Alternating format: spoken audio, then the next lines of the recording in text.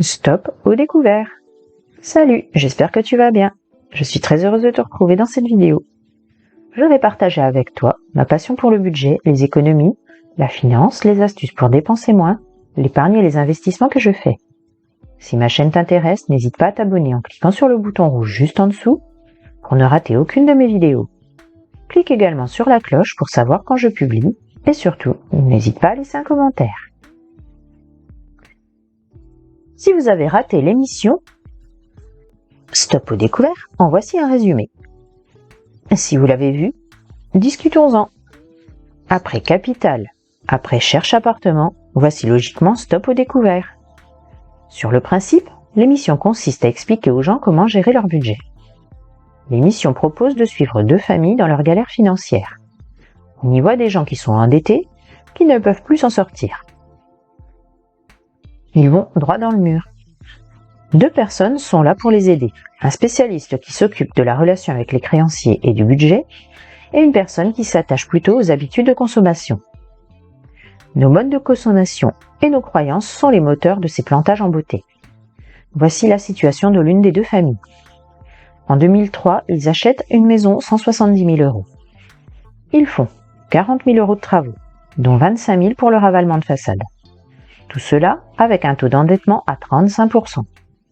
Et là, balaboum, c'est le drame.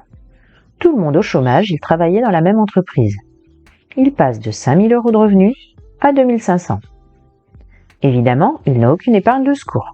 Je dis évidemment, car si beaucoup de gens peuvent avoir du mal à épargner à cause de leurs revenus modestes, avec 5 000 €, cette famille avait largement la possibilité d'épargner. Ils n'en ont rien fait. Ils sont obligés donc de revendre la maison. Au final, ils se retrouvent avec 69 000 € restants à payer et prennent un appartement en location avec vue sur leur ancienne maison, histoire de bien se saper le moral tous les jours. Ce qui aurait été intéressant, c'est d'avoir le véritable bilan de leur opération financière.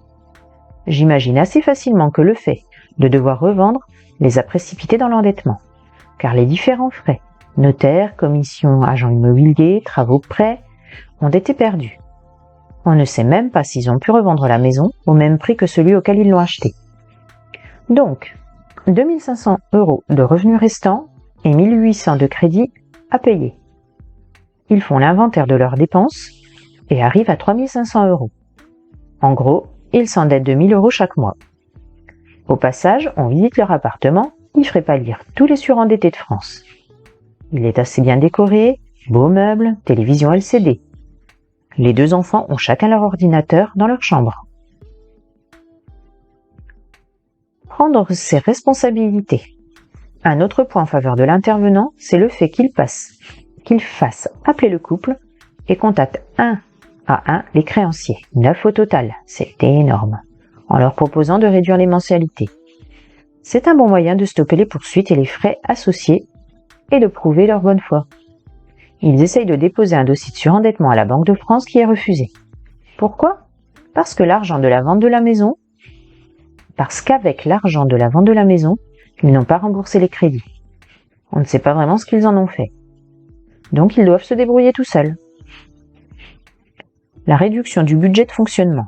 Moins de téléphone portable, moins d'essence, moins d'alimentation, plus d'achat de vêtements. Autant de décisions de bon sens qu'il a fallu les forcer à prendre. Ils vendent la voiture pour en acheter une moins chère et diesel, mais là encore, l'émission ne dit rien. Et vendent des objets dont chacun ne se sert plus. Le choc psychologique de vendre ces objets est symbolique. On peut s'interroger sur le bien fondé de vendre sa voiture, vu qu'avec 100 € de budget mensuel, ce ne sont pas de gros rouleurs. Et donc le diesel n'est pas forcément intéressant, mais bon. Le mari refuse de se séparer de sa télévision LCD, achetée 1 100 €, car c'est son seul plaisir, et qu'elle ne se vendrait pas plus de 500 €. Au passage, une scène triste pendant la vente où l'on voit la femme donner un sac à main à une personne qui lui achète pour 15 €. Stupéfaction de la spécialiste de la consommation. Mais pourquoi vous faites ça ? Combien pensez-vous que l'on aurait pu vendre ce sac ? Et l'autre répond : mais elle est sympathique, alors je lui ai donné. Les émotions ne sont pas de bons conseils lorsqu'il s'agit d'argent. Au passage, pour l'alimentation, l'idée est à retenir si jamais vous voulez contrôler votre poste de dépense. Retirez en liquide le budget du mois et ne dépensez que cet argent, bien sûr. L'argent liquide est palpable.